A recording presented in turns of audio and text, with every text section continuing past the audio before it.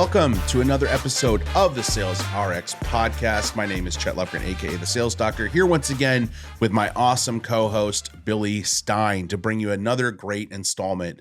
Before we get started, Billy and I actually want to thank all of the listeners. We were reviewing some of our podcast statistics today.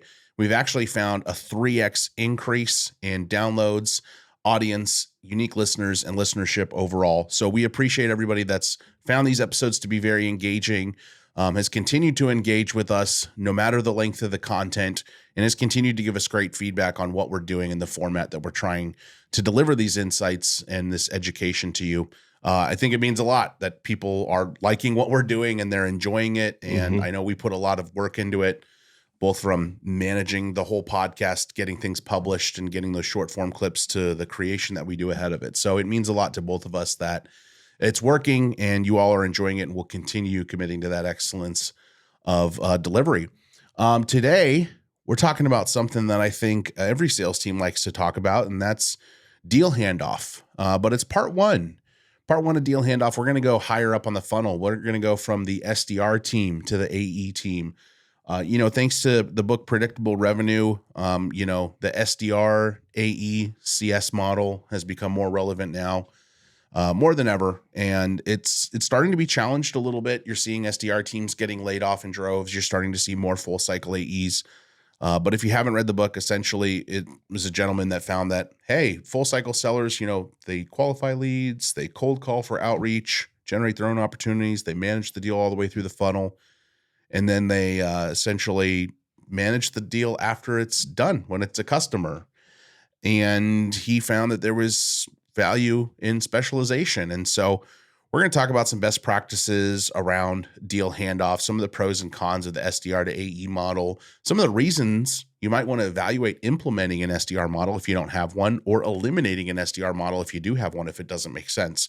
Different motions of, lead acquisition and things of that nature, and why it's relevant to have certain people do certain things in those forms or fashions. But before we do, let's jump into a quick word from our sponsor of today's episode, Kixi. If you've been in sales for a while, you've probably noticed that it's harder than ever to get prospects to answer the phone. It's easier than ever to screen calls, and more numbers are showing up as spam likely on people's cell phones. And apart from the time spent stuck on the phone waiting for prospects to answer, salespeople have to spend a ton of time entering call notes in the CRM, leave voicemails, and create follow-up tasks in the hopes of having future sales conversations. That's why we use Kixi. It's the modern voice and texting platform that turns your CRM into a true sales engagement platform, all while increasing your answer rates through cutting-edge technology. With their holistic approach and seamless integrations, you can enable your reps to spend less time on busy work and more time on having conversations with prospects using Kixi's AI-powered features like multi-line power dialing with voicemail detection, advanced local presence, phone number reputation management, and conversation intelligence. Not only that, Kixi's team of sales engineers will help you build out advanced workflows and automations at no extra cost. So head over to Kixi.click/salesdoc. That's KIXIE.click/salesdoc, or click the link in the description. Get a fully loaded 10-day extended free trial for your entire team. You don't even need to put down a credit card, and the trial comes with hours of call credits included.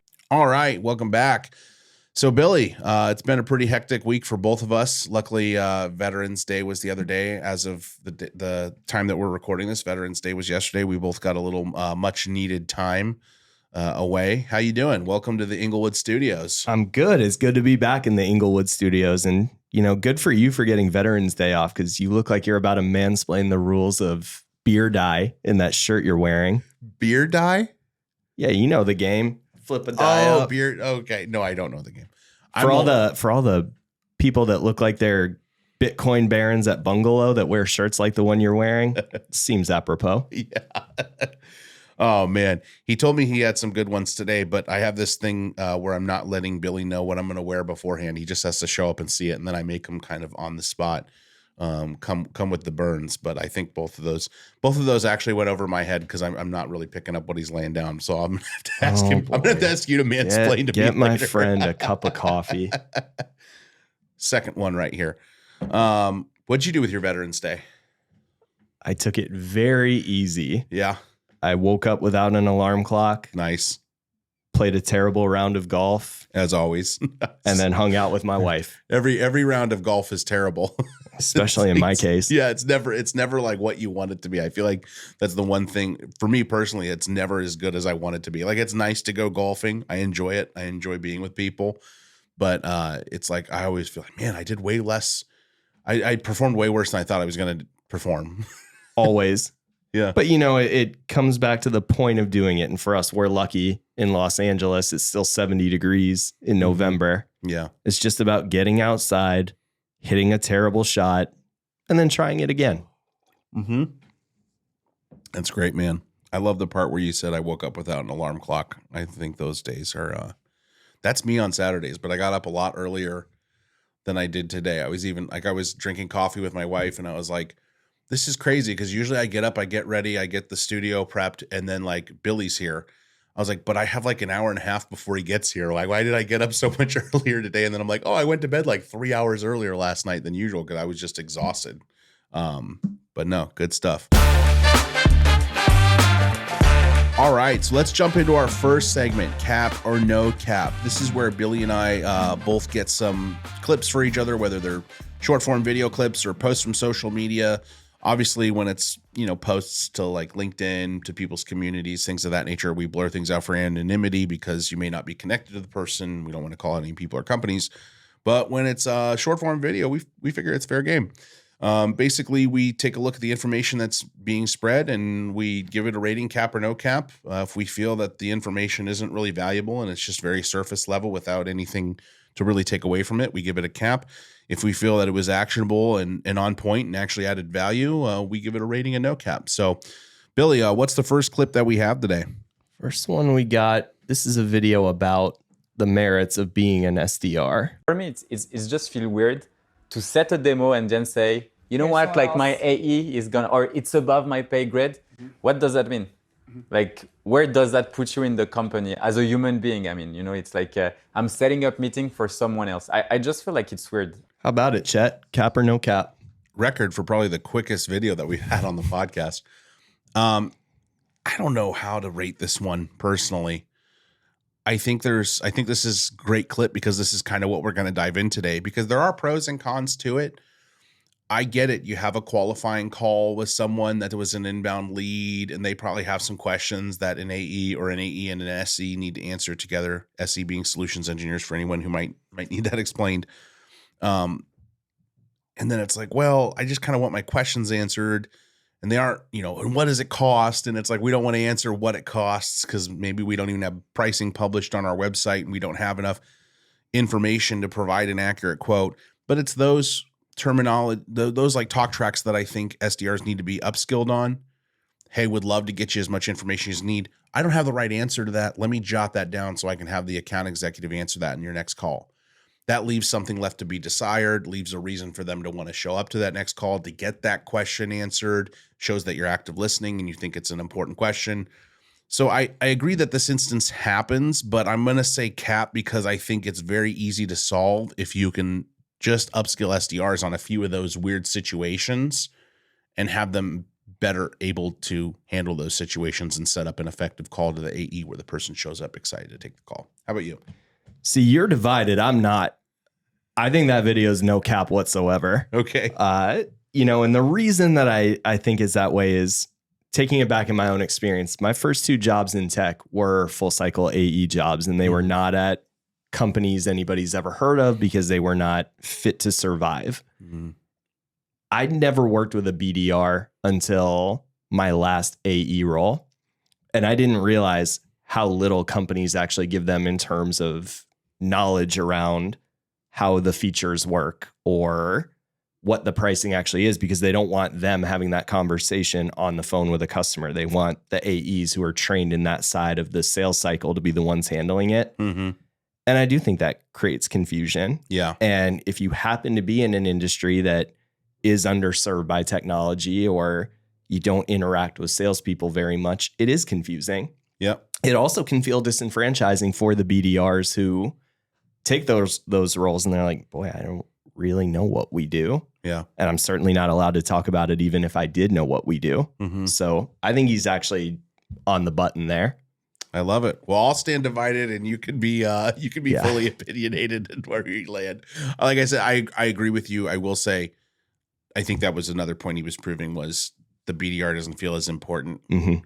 So I understand that, but that's why I put, hey, they should feel important because they know what their job is, and you're arming them with the right things. I think that's a big problem. We just don't arm people. But I love that. I love that you were able to go full in on your viewpoint, because that's why I say I'm conflicted. I don't know, man. I'm like half and half, and I got nothing but love for Guillaume. I think he's amazing. So, all right, moving on.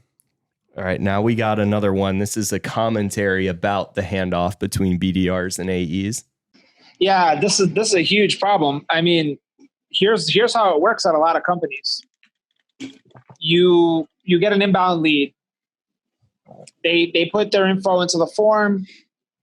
And let's be real, these inbound SDRs, they're not really taking time to go and research who this person is before they get them on the phone. Like you said, Chris, they're sending that boilerplate. Hi. Sometimes it's automated. A lot of times it's automated. It's I saw you submitted a request for more info. I'd love to chat. When can we chat? What are some times that work for you? I'd love to support your business, blah, blah, blah, right? You finally go back and forth with a couple of emails on that. You get in touch with like the first layer, the first line of defense for the company. You're talking to some junior SDR probably. Then guess what happens? Okay, so I'd love to set up a time for the next demo with a solutions engineer or a solutions expert. Our solutions experts are not available right now. I can check when the next time is they're going to be available. Let's see here. Then you got to go through that whole thing, right? Then you finally figure out time with the solutions expert. You get on with the solutions expert, and then oftentimes even then it's like, oh, so you want to know about that product? Oh, I gotta get the CRM specialist for that.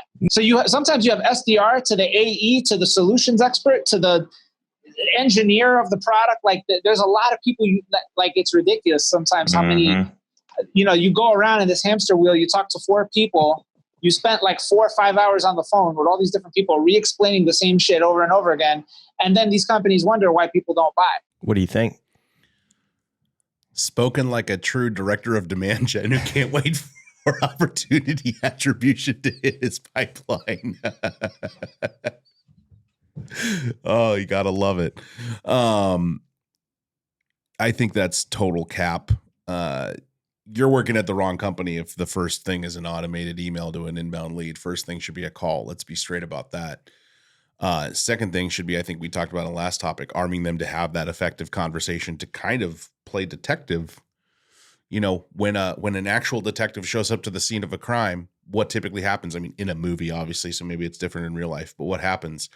It's some person of higher authority that was first on the scene saying, this is what we got, Detective Stein, right? Like, this is what we're dealing with. And they give him the rundown, 30-year-old male, bullet in the head, whatever, right? That's kind of what your SDR is supposed to do, the best with what they have as a first responder before the big gun comes in and kind of tries to solve the case, And again, not to disenfranchise the BDR, because at some point that first responder might end up being a detective, right? You got to start somewhere though. And typically that's the front lines. That's the definition of front lines. So I think spoken like a true director of demand gen. The thing I want to add to this, which I think you're probably going to dig into in your segment a little bit more though, is the value of having some steps in place. Software is, and this is why I say it depends on your business. If you're incredibly transactional, you probably should just have full cycle AEs. But if you are like a seismic, it makes sense to have someone qualifying that, because if you are okay with taking a 5-minute call from an SDR to schedule a 30-minute call with an AE to then schedule an hour-long demo or a 30-minute high-level demo or a 45-minute, technical Q&A demo after that with certain specialists, that shows intent. And I think that's a big part of it. So I'm going to say cap, and maybe this gent should go try to work in the sales development realm for a little bit and see why it is the way it is, but spoken like a true director of demand gen, right? I actually think it's funny that you thought of a director of demand gen on first glance. Like, I listen to that and I think, boy, this is somebody who had a really bad experience having to talk to a lot of people as a buyer somewhere. Well, his title was in the video. Oh, okay. Your eyes are better than mine. I was squinting the whole time, but it was very hard to read. But I definitely, maybe he had a bad time buying software. It's possible. And like, the first thing that sticks out to me, have you noticed that in our realm, nobody ever just calls anybody a salesperson? Yeah. You always have some conflated title, a solutions expert, a product expert, whatever. Mm-hmm. I do think that it was funny the way he shot on the titles, but I actually am going to say I think it's no cap. I do think that he brings up a good point because you do need to have guardrails in place for and he was speaking specifically about inbound on that call.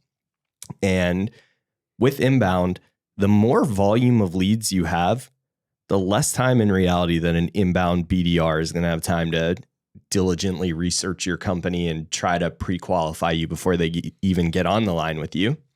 And so if you're an inbound BDR and you're working 10, 15, 20 of these calls a day, like most of these calls are not 2 minutes long. If it was a 2-minute phone call, you could just click a Calendly link and have that meeting set. But if there's real qualification, buyers can sometimes forget, like just because you intend to buy something doesn't mean you're going to succeed on this product, which is why you have that upfront discussion in the first place. And so I kind of understand where he's coming from with like, well, I have to have this call to have that call.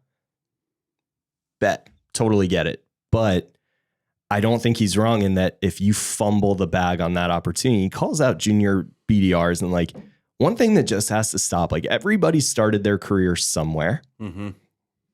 If you're a salesperson, at some point you were a junior SDR and people are going to make mistakes and they're going to be trying to figure it out. But with a junior inbound SDR, the point is not to have a miniature demo that first time you talk to them.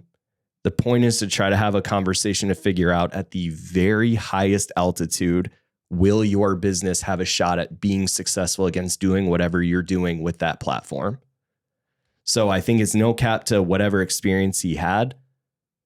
But at the same time, I think there are a couple of things that on a longer format, we could probably poke more holes in with the way he reacted in that call. Yeah, I love it. I'm on the fence in one clip. You're fully in one area. And then on the next clip, I'm fully in one area and you get a little on the fence as well. That's why we do this. What's the expression? Different strokes for different folks. Yeah. We're going to have to change the segment to cap or no cap or beanie. Like, I think we're going to have to or I think in the first episode, you called that out. Like, what's like the beanie with the back? People that wear the beanie like way back. Yeah. And it's like, why are you wearing a warm weather hat to begin with? Yeah. You're probably wondering how we can both work full time, produce a podcast from the Inglewood studios, and still find time to enjoy our lives. It's because we partnered with Content Quarterbacks to help produce our weekly podcast. Content Quarterbacks is a full service digital media production company. They will help you ideate, create, produce, and publish your B2B podcast. Not only do they provide us great content to share with the SalesRx community, they also help us publish our podcast on multiple platforms. They review and track our audience analytics and episode performance, all while providing strategy sessions to ensure that we're bringing the highest quality edutainment to you, our listener. If you're in the B2B space and want to have a great show like this, you can click the link in the description below and book a free consultation with Content Quarterbacks. So stop thinking about creating content and start doing it. Now let's get back to the show. All right, so let's jump into our next segment. This is Billy's Black Book. This is where we take some of Billy's journalings throughout his professional career, things that he's documenting, talk about what they are, why they exist, kind of how we got there, and then kind of spur up a conversation and do a tactical deep dive. So what do you got today, Billy? What are we talking about? We are going to have a very difficult conversation today, Chet. We're going to talk about the relationship between AEs and BDRs. Okay. And I think this is a very big topic. Mm-hmm. And as two guys talking about sales in the Inglewood studios, we would be here way longer than our time in the studio would allow us to be if we wanted to cover it holistically. Yeah. But being that this is a topic of so much uncomfortable conversation, I just wanted to pick one area that I think we all need to dial in on and either acquaint ourselves with or reacquaint ourselves with. And so today, when I was journaling about this, I was thinking about what is the one thing we lose sight of the most every single day in sales as it pertains to what our roles and responsibilities are. And that to me is that in sales, we are a very important part of the customer journey. But I want to emphasize customer journey today because without our customers, we don't have a business. And so when I thought about it, a couple things to call out, like let's talk about customers for a second. Let's talk about the products that we pitch. At some point, somebody built a solution that's targeted at a market. And if they build it correctly and they execute right, they acquire customers. Simple enough, right? Yeah. Well, for me, the way I think about it even further is that if you do it really well, you acquire a lot of customers. And the tech space, though it's definitely been disrupted, I think, for probably, we could call it the last 24 months at this point, dating well back to even before any of us even joined the workforce, there was a certain defined process for hypergrowth. And that's largely just because software platforms compared to hardware scales a little easier. It's a little cheaper, it's a little easier to maintain, and it's a lot easier to innovate something that is soft. So there's a logic stream that kind of goes something like this that we've all heard, which is make fast decisions, take on investments so you can spend a lot of money to build things, create resources, all designed to bring in customers by the tens, the dozens, the hundreds, the thousands, whatever. And the investors that write checks to these hyper growth tech companies, they do that with the expectation that all the money that they put in is going to be used to acquire as many customers as they possibly can as a company moves and evolves towards profitability. Yeah, Uber's the best example of that. We're going to lose money for a very long time, but we've edged out the taxi market and we've gotten people that took public transportation addicted to what Uber can offer. And now Uber's making money. And now instead of, for those that don't know, Inglewood is pretty close to the LAX airport. But what used to be a $15 ride at 6 a.m. when I would fly out from LAX is now a $56 ride. But they're making money, right? But to your point, acquire the customers, get adoption, get buy-in. That's the true definition of, can you scale? Will people adopt and continue, not churn, but renew? That's an important one. Adoption and scale are important here because if you want to do this, if you want to follow the romantic model that leads towards IPO and exit and all the other things that we go to tech companies with the hope that that's what happens to us, a model was built. And it's a very specialized model that creates kind of like compartmentalized roles where everybody gets good at one thing. And if you get really good at the one thing, you move on to the next role where you become very good at the next thing, and so on. The genesis of building these models was around two things. It was around size and around speed. How many customers can we get and how fast can we bring them in? And where I think this all comes back to the relationship between BDRs and AEs, for better or for worse, and where a lot of that friction comes in, is it's super easy to lose sight of the fact that customers are our responsibility every single day. But then you get the OKRs that come in for the company and the human element that, like, I could be having a terrible day and then in my personal life, and then I could be having a terrible week at work. And who's going to pay for that if I'm an AE? Yeah. Likely my BDR, definitely my customer.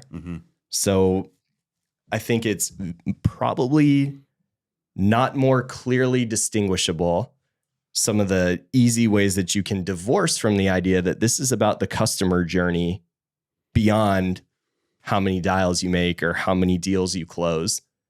And that's what I think I want to talk to you a bit more about today in detail, is like, let's talk about the customer journey and how we're all a conduit to it on the sales side.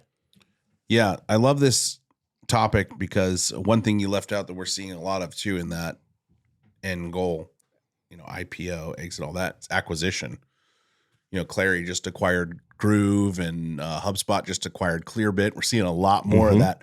When leaders talk about the hot topic now is this, should we have SDRs? That's a big topic right now. Also NRR instead of ARR. How do we retain customers? But I think the third big one is people are also focused on tech consolidation, and you're definitely seeing it with all these acquisitions lately. But as it pertains to that area of compartmentalization, specialization, that's why I also dislike when people get really offended when like the military comparison happens in like business. I get it, especially with Veterans Day having just happened. It's nowhere near the amount of courage and service that, you know, people in our armed forces are actually offering. So I get why there might be that offense. But when you think about the business unit and the function side of it, that's why I love Jocko Willink, because there are a lot of good comparisons. And you think about that specialization, you're not just, if you're a soldier, you're not just a soldier. Usually you have a specialty: demolitions expert, marksman, riflesman, heavy gunner, right? Been watching a lot of Band of Brothers lately. Don't get mad. I watched that and The Pacific back to back. Great shows, by the way. Very well done. Love Spielberg and Hanks. They do some great work. That said, let's dig into it on the sales side of it. Let's dig into that compartmentalization and the specialization. Talk more about it. Explain it a little bit more in depth and kind of lay out the playing field for everyone. Yeah, well, like, you know, the customer journey, the best visual representation I saw of it was it's an infinity loop. Mm-hmm. And you sell, then you sell to a customer, then you activate a customer, you help them expand their usage, and then you work on a renewal. On the sales side of it, there's a lot of cooks in the kitchen. Marketing is responsible for building a brand and creating demand generation to bring a lot of leads in, focusing on that part of the narrative, who we are and in the capturing. industry. There's a whole difference between creating demand gen and capturing. That's a really big thing that people are focused on right now. Is it's one way to create demand, but how do you capture it? And Sure. that's a big lack of alignment between marketing and sales. Is we've created the demand, but how do we capture it? And I think that's what'll set SDRs up for better success when you talk about that marketing side. And when you talk about BDRs, like there's a reason this position exists fundamentally, which is if an AE is spending so many hours running demos, building pricing proposals, building PowerPoints for running demos, doing the qualification to prepare to give a customer a good hour spent with them, when's the time to do outreach? Mm-hmm. And that's where the BDR function came in. And one of my favorite thought leaders in the space is Trish Bertuzzi.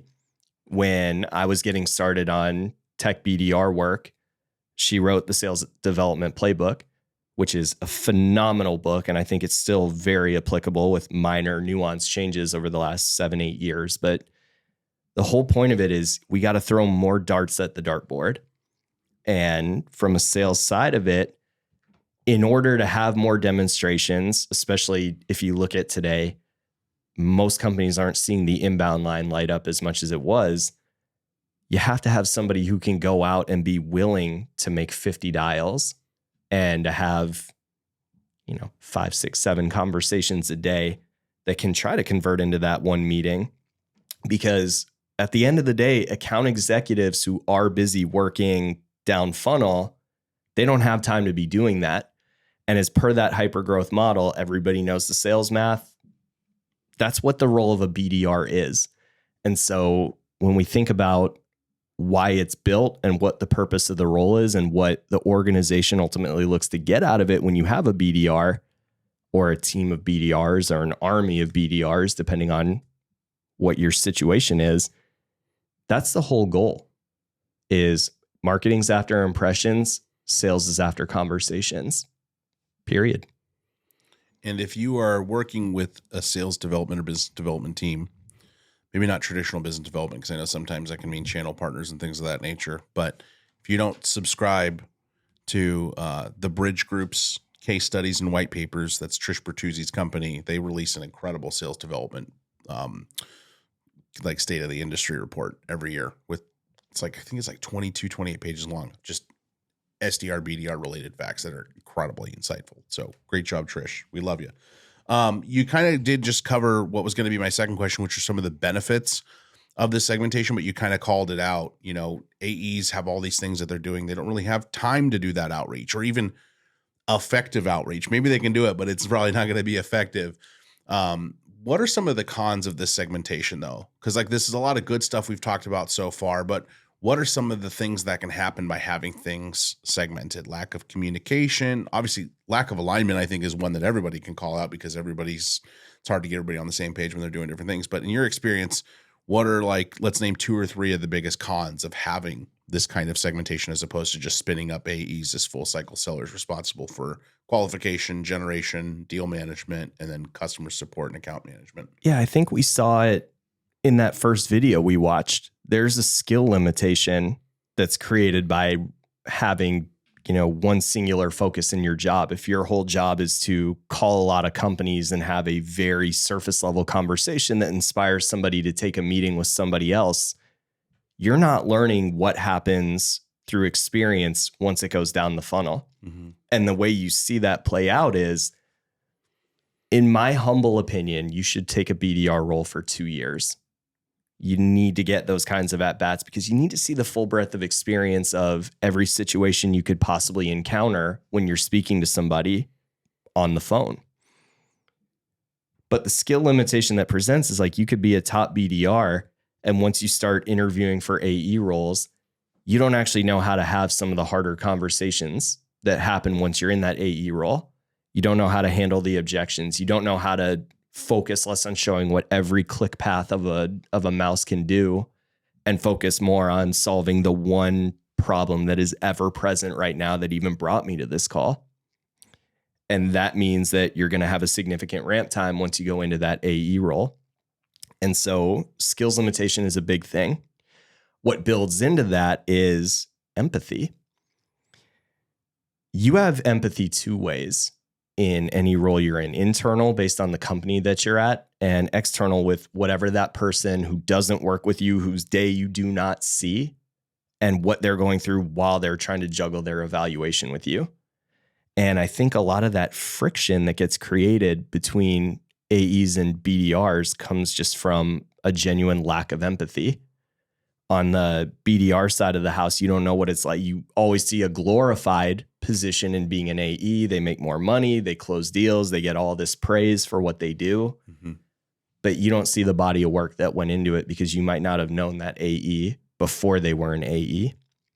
One of the best AEs I know was horrendous their first 6 months as a BDR.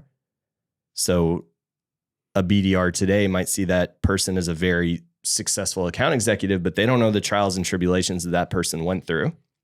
On the other side of the house, AEs, like, we know all the things AEs say about BDRs. Oh, they don't give me good qualified leads. They don't take good notes. They don't communicate with me. But what they don't see is, what does their day look like? What was that phone call? Call recordings are kind of a tricky subject, right? Like, sometimes some companies don't record their BDR calls at all, which means you don't know at all what happened on that call and you have to take somebody at their word. Some companies have been at record one way where we hear what our BDRs were asking, but we don't hear what a customer was saying, which means that customer could have been having a total terrible day and taking it out on that BDR. And they might have just been very stoic in the moment, but you can lose sight of, hey, they just sounded terrible on that phone call. So now I got nothing. And the other thing is, tech has created a world where we have, you talked about product expert, solution expert. Mm-hmm. Tech's created a world where there are a lot of experts who aren't experts on anything. I sold into nonprofits. I didn't know anything about nonprofit fundraising. I sold into the trades. I'd never spoken to a plumber before. Mm-hmm. But here we all in our role have to act all the time as if we're an expert in what we sell. We're an expert in selling what we sell through the lens that you, who I don't know what a day in your life is like, should be thinking based on using what I'm here to sell. Well, I think ultimately, hopefully, hope is not a strategy, but you're an extension of the expertise of your company is ultimately what we should be looking to do. But you're right. I've never been a plumber, an HVAC tech, or an electrician. I don't even know if I know one personally, but here I am selling to these people saying we are the experts. So hopefully you're acting as an extension of that arm. By the way, too, let's talk about the AE to BDR speak. Oh, the leads. Here's the trick. That only happens when your AEs aren't busy enough. when I've worked at companies where the AEs had so many calls they didn't know what to do with themselves, you never heard them complaining about opportunities. It's when you have 10 AEs in a company where you could really function with 4, and that one opportunity you got that day was an absolute garbage opportunity.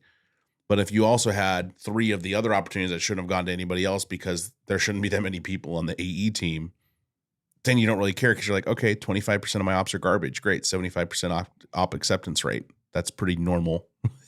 But Chet, that comes back to empathy. Yeah. That's aside from 2 guys in Inglewood talking about sales right now, those AEs, whether they're oversaturated or undersaturated, aren't as concerned with quality of opportunities. They're most concerned with whatever their number is. Mm-hmm. And their sales manager asking them how they're going to get to the number. And if that path isn't clear, if it's jagged or foggy or whatever else, of course they're going to be concerned. Exactly. And they're going to look for somebody else to blame. The other thing that not every company operates the same is, what's the account model? Do BDRs own the accounts outright? Is it a named account model to the AE where they delegate and they split the task? A lot of that plays into how that conversation is going to go internally. Yeah, that's true.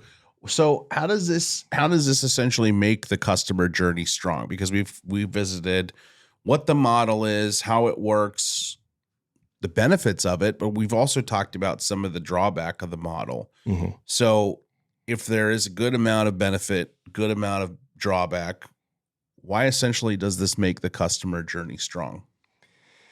Yeah. So with the customer journey, like, the important thing that we need to keep in mind, whatever we're selling at the end of the day, is that these products are purpose built to make that person's life better.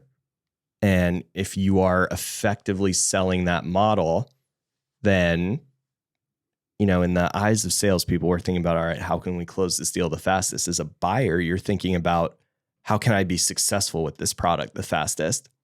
And so when you think about specialists that do every single role, it's purpose built for speed. Okay, I know I need to have a 30-minute qualification call. If you run that qualification call well, that means that that demonstration that you take with an account executive is going to be very efficient. And it's going to answer my questions in such a way that I can leave that call and I can go plan out how I'm going to be successful, so I can go ask somebody above me for a budget. If the solutions engineer comes in and they really de-risk everything for me, and now I'm starting to understand, here's what the dream looks like, output, and here's what the click path and the design needs to look like, input, and that marries well, then I can get up to speed faster. If the implementation team is on their A game and they can take me through the setup really fast, I can start using it and I can start being effective. So when we talk about speed and we talk about specialization, if you compartmentalize roles effectively, then I, as a customer, get empowered a lot faster. And as far as empowerment goes, it's important to be easy to do business with. But at the end of the day, that's a lagging indicator behind, I need to be good at doing what I'm trying to do to drive my metrics and build my legacy using this platform. And I need to do it the minute I need to do it. I think it's a huge time savings too. If you have a 5-minute qualification call with an SDR, and I can immediately, as an SDR with the guidance that I've been given, recognize that you're actually not the right person for this, saves you from having to have scheduled Absolutely. a 30-minute call with an AE to start. And that's an expensive meeting on both sides. If I get into a 30-minute discovery call with an AE and we can't make a business case together, then as an AE, not only are you saving the company money and time because you don't feel that this person should go to demo, but you're also saving that other person time, not because you don't think they'll get value out of it, but maybe they're like very dismissive on like timing questions. Who else needs to be involved in this implementation or will be affected by an implementation like this? And you just feel like it's just somebody that just wants to see a demo, not really evaluate this from a business perspective. Great. Let me send you a high level overview. And then if you take a look at that and you're such and such and yourself want to jump on a demo, let's do it. I've done that all the time where it's like 5-minute canned demo so they can see the UI and some of the brief functionality. And then if they come back and they go, okay, yeah, my so-and-so is also ready to jump on a demo with me, then I know that there's actual intent there. Because when I've worked at companies where we did have more calls than we know what to do with and we were fat and happy, that was kind of the thing we had to do sometimes when I had a warehouse manager who I knew probably just looking for something to fill their day and look at software. And, I'd always ask, hey, have you been tasked by your higher ups to come check this out? Or is this something where you're like, hey, I noticed an inefficiency. I want to take in some evaluation calls, look at some software, and then present it to them. If it was the latter, I'd be like, okay, so who are those other people that are going to be affected by the implementation? Would you be opposed to getting them on that next demo so they can talk about their side of business and how it pertains to the software? If they were abrasive to that, then I'd be like, no, can demo. Let's wait till we can get somebody else on with you. But if they were like, no, I've been tasked with the evaluation, then I was more open to just getting them on a demo. But it saves people time on both sides, and it makes sure there's actual intent. And we're not just sitting here looking at something that I could accomplish by sending you our 5-minute can demo on YouTube. And something you just said that struck a chord with me, for anybody who's listening, a good operating framework. I know it's Q4 for a lot of people and everybody's looking at, all right, this is the number I got to get to and I'll do whatever I got to do to get there. And by the time this comes out, there'll be like 3 productive weeks left when you consider holidays. Yeah, that's fair. but it's important, right? But set yourself up for success. But something you called out, it's important to be able to recognize a winner from a loser as fast as you can in sales. Mm-hmm. And I don't mean recognize if a human being is a winner or a loser. Correct. Let's clarify. Yes. But an opportunity, whether it's going to be a mutual win or if somebody is going to lose as a result of bringing a customer in, you need to act as though you're already at quota when you're evaluating. Because I've bought software at big companies where there's a procurement checklist that says I need to look at so many vendors and I need to spend so much time and here's the steps. I've also done it leading a sales team of a Series A startup with 30 people at it, where I was like, I don't care. I just need to find something that's going to do what I need to do. And as a buyer, you appreciate the salesperson that said it's not worth spending time with me just as much as you appreciate the salesperson that says this is going to do wonders for you. Mm-hmm. And that's what we call, is the op a dud or a stud? Oh, yeah.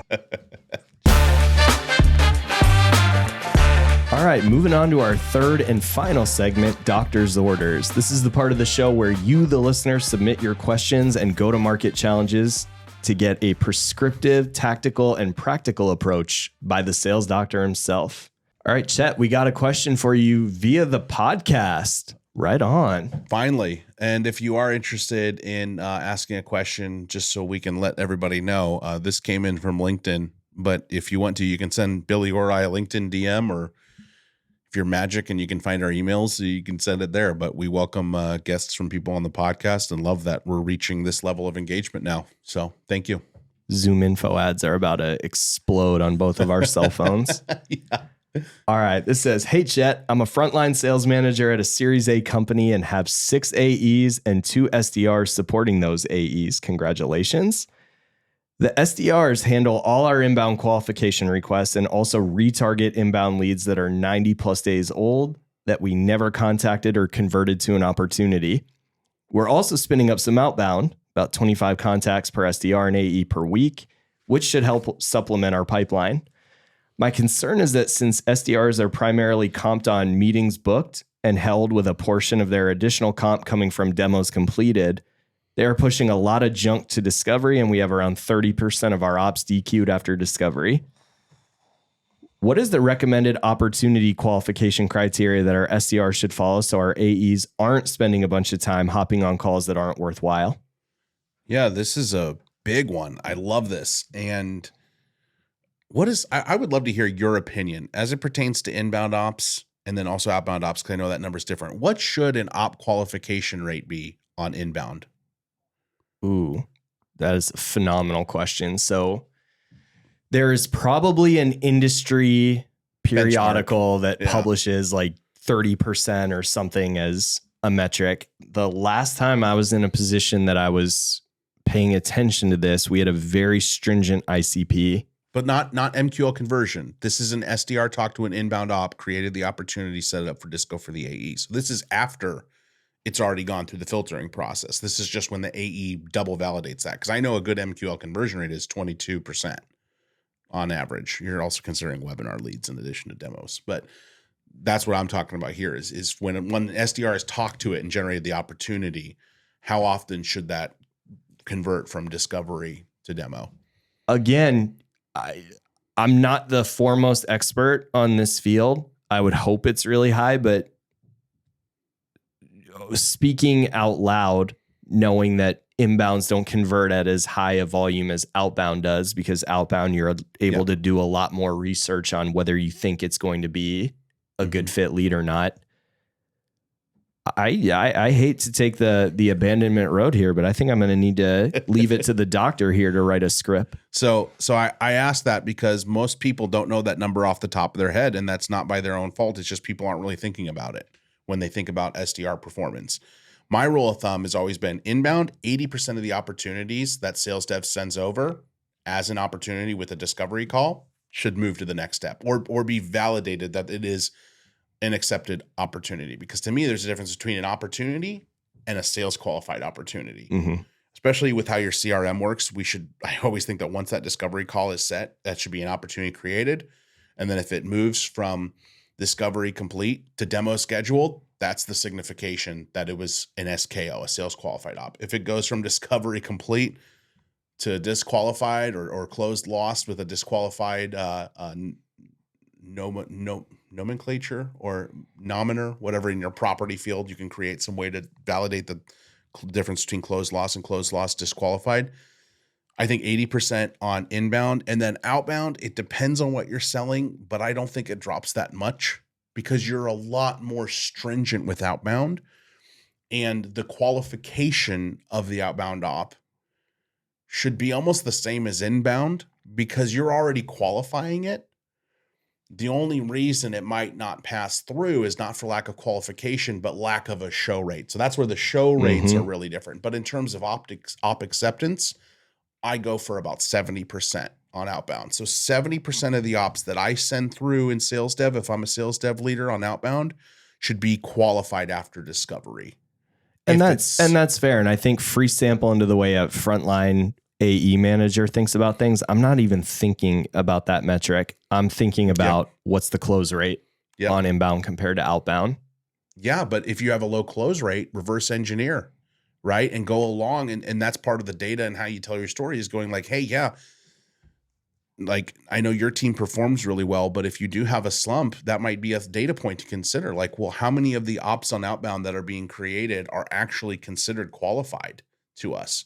How many of the inbound ones are actually considered qualified? Because if they're not, then we need to do a better job on outbound, or we need to do a better job of putting qualification criteria in place that we can all agree on for the inbound side. So let's talk about that qualification criteria. I like taking that little pit stop though, just so we can kind of frame the data. What methodology do you follow for qualification? I don't think MEDDIC is the right one. I think that's a framework for discovery. I don't think that's a opportunity qualification framework. Then there's BANT, which I think is which is another, to me, discovery call framework, but I think a lot of people call it an opportunity qualification framework, which is, do they have budget? Is this person have the authority? Is there a need? And is there time? Like, do they have a timeline? For those that don't know, BANT was created by IBM when they were in a position where they had so many inbound leads, they didn't know what to do with them. And it was their way of just disqualifying a bunch of stuff that wasn't ready to write a blank check. Bunch of business, decision makers that couldn't write blank checks immediately. That was why BANT was put in place. BANT is, so if your business is in that position, follow BANT all you want. But, to Keenan from Gap Selling's point, BANT is BS. It really is. It doesn't do anything for you. Who's going to share their real budget with you? When was the last time you went and bought a car and said, I pay exactly this much per month? No, you undercut them by $200 on your car payment so they can never meet your car payment, and they bend over backwards to earn your business. Nobody ever actually tells you how much they have to spend or exactly the reason that they're having the call. You have to approach it with tact. All right. Can I give an unpopular opinion while you're rolling here? Yes. I do love gap selling, but I could not disagree more with Keenan on that. BANT as a uniform qualification data point still plays into enterprise sales. Is it the only way to do it? No. It usually gets tied into MEDDIC or MedPick or Challenger, whatever else you do as your sales methodology. But you cannot ink an enterprise deal without knowing that you're speaking to the right person, that a budget exists so they can actually pay you, that there is some sort of need that you can satisfy, and that there is a timeline that they are going to make a decision. If you miss one of the four of those, you cannot get to the finish line with a customer. But that's why you should use Medic. Because Medic is the next step to discovery. But your qualification for why this should even be an op, this is what I recommend. All right. So this is what we're going to cover today. This is how you determine, does this company fit? Because that's every company has budgets. And that's a great thing about budgets, is when something comes along that makes sense, there's always room for them. Did you or I have the budget for an iPhone in 2005? Probably not, right? But smartphones came along and we made room in our budget for what makes sense, right? If you love watching sports at home and your really nice TV just stops working one day, did you have $1,200 to go buy a new TV? No, but it makes sense because that's what you like doing in your personal time, is watching sports. And so now your budget opens up. So you make those sacrifices in other areas. Hey, maybe we're not going to do our monthly sushi date, with my wife for the next 3 months because we got to buy a new TV and it's going to be $1,200. And if you're spending $1,200 on 3 sushi dates, you probably have other problems to talk about. But the point remains, like, budgets always move when something comes along that makes sense. So I think we have to separate what is op qualification criteria. And then that's when we implement something like Medic, is because I want to identify what are the metrics we're going to hold you to with solving this initiative or this initiative or project.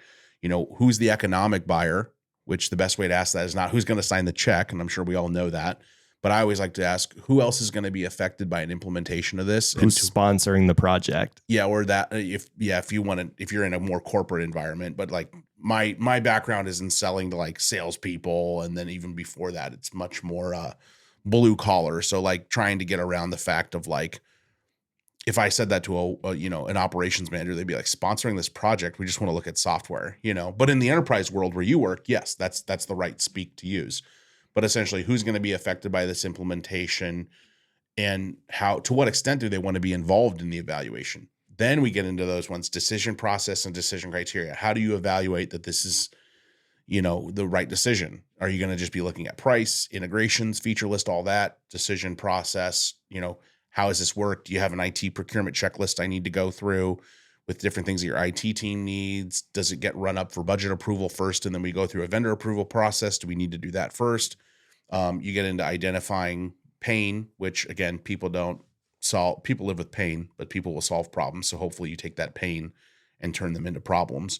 And then champion, if you're not already talking to your decision maker, or economic buyer. I am a firm believer that those two are pretty much the same in some scenarios, because economic buyer, like if it is a CFO, you're probably never going to get a CFO on the phone. They're literally going to need someone to show them the ROI, which is just the key decision maker. But that's Medic, and that should be your discovery framework for the op. When we backtrack it to op qualification, this is how I avoid using BANT and find something that I think still covers the important parts you called out about BANT that might be relevant, but in a more important light, to a way in which SDRs can do it, because they're probably not going to be able to ask budget questions the right way without sounding condescending or unprofessional, because it's a very tactical thing to evaluate. So the first one is industry fit. So do they fit our industry? And this might be specific to certain companies, but I'll give a good example. When I sold logistics software, we sold to 3PL warehouses. We didn't sell to private warehouses. We didn't sell to freight forwarders. We didn't sell to cold storage facilities. There's a lot of different types of warehouses that exist that we couldn't sell to. So sometimes we would get a lead and it would be a freight forwarder or a final mile delivery company. So like, you order furniture from like Ashley Furniture, but you live in an area where there's not an Ashley Furniture. Ashley ships it to someone, and then this company basically takes it from their warehouse to your place and sets it up in your home. Final mile shippers. We didn't handle those. Our software was not built for them. And so industry fit, do they fit in your industry? Do they fit your vertical? We call that ICP sometimes as well. You can attribute it to that. And then buying power. So that's where I think the budget comes in. Great example. When we worked at Pavilion, we knew that companies, B2B SaaS companies, so there's our industry fit, under 50 employees could not afford to pay $1,000 a year for their individual contributors to have access to Pavilion. So we just said, hey, if it's cold outbound, inbound, we were different. Inbound, they're coming to us. We were a little bit more lenient on that. They had to have at least 5 sellers on their team. But on outbound, no opportunity would be qualified if we didn't have at least 50 people at the company, because they didn't have buying power for a $12,000 a year product or service. Influence. This is where your org hierarchy is important. I'll bring it back to Pavilion. We would not take conversations with managers. They had to be director level or above. No SDR managers, no sales managers, even though a sales manager might have been someone that was really doing director level work. It was just a way for us to filter out in the B2B SaaS world what we knew about title hierarchy. We preferred, if they were in any other org other than sales, marketing, or CS, they had to be VP level or higher. In sales, the minimum we would do is director level, director of sales development, director of sales, but we preferred also going VP or higher. So title hierarchy matters. So is the person that I'm talking to have the right level of influence to consider the SOP qualified? If I'm selling, like in warehouses, if we had a billing clerk submit a demo request, we would not have another conversation with that person. Typically, we would like to have someone from the warehouse or on the operations side join the call, because they can speak to other things in the business unit that you might not be seeing, and you might be able to speak to things that they're not seeing, vice versa. And it's a much more healthy and informative conversation. So we would not book a discovery call with the billing clerk. We would need someone that had manager or operations in their title. So influence, I think, is a big one. And then I think this is one that SDRs don't do enough, but you can arm them to. And this is one that an old sales leader of mine used to say, and you kind of took it a step further a few weeks ago, which was even more awesome. But compelling event, why are they looking at software? And you took it a step further 2 weeks ago. You said, why are they looking at software, but more specifically with us, which I loved. But it's the compelling event. I think why are they looking is a thing your SDR can figure out. And then that's your job as the AEs to take it a step further. But why us specifically? Because I don't think an SDR is going to be able to pull that out of a person correctly just yet. That's why they're in sales development. Sales development is not just developing sales, but it's developing the salespeople of tomorrow for our company as well. But it's the compelling event. So why are they looking at buying? Tell me a little bit about what's going on in your business that's got you interested in having a conversation with us. It can be that simple on outbound. I'm sorry, on inbound. On outbound, it takes a little more tact. There's some stuff that's a whole nother conversation about outbound opportunity generation. There's a thing that we have on the Sales Doctor website. It's the perfect world scenario where you deliver subject matter expertise. You know, when we talk to such and such titles, even in a perfect world, they tend to focus on perfecting this, or this. If everything in your business stayed the same, but one area had to change, what would it be? Whatever they say, that's their compelling event. And that's the thing you go down on in terms of like the rabbit hole of qualification and using gap selling on the outbound. But yes, I think those are the 4 key things that you should be looking at. Industry fit. Do I have the right vertical? Buying power. Is it the right company size? Influence. Look at your org hierarchy, determine what your minimum champion would look like. And then compelling event. Why are they looking at buying software or partnering with a service like ours? I like it. I mean, I've seen all 4 of those criteria work at very successful companies. I think that was right on the nose. It was tactical, prescriptive. There's one thing that sticks out in this that I want to expand on with you. Okay. The comp plan for these SDRs. So when I read this, they're primarily comped on meetings booked and held, with a portion of the additional comp coming from demos completed. As this org scales up, I think they need to pick who they want to be here. If they're getting a lot of inbound leads, that's awesome. And I hope that continues for them, because most companies have seen inbound struggle a lot the last while, let's call it. But meetings booked is an outbound metric, and demos completed is an inbound metric. And I think you need to figure out who you want your BDRs to be, because no inbound rep should get comped for a meeting booked. Well, this is where I believe in specialization. Totally. And and this org is a little small yet for that. But still, why are your AEs doing prospecting? How about you have the inbound requests go straight to the AEs in this scenario, and you have your SDRs focusing on retargeting the inbound stuff that was never contacted or converted, as well as doing a little bit more outbound? Totally agree with you. With 6 of them, you could do a named account model. You give every rep X number of accounts on the BDR side. And yeah, you could set up an inbound round robin for the AEs to take on. You might meet friction if somebody gets a bad rap a few in a row, or they get the less qualified and somebody else makes their number on the better fit leads. But you can't give an inbound BDR credit for a meeting booked because somebody wanted, they had no influence over that. Somebody wanted to do that anyway. Mm-hmm.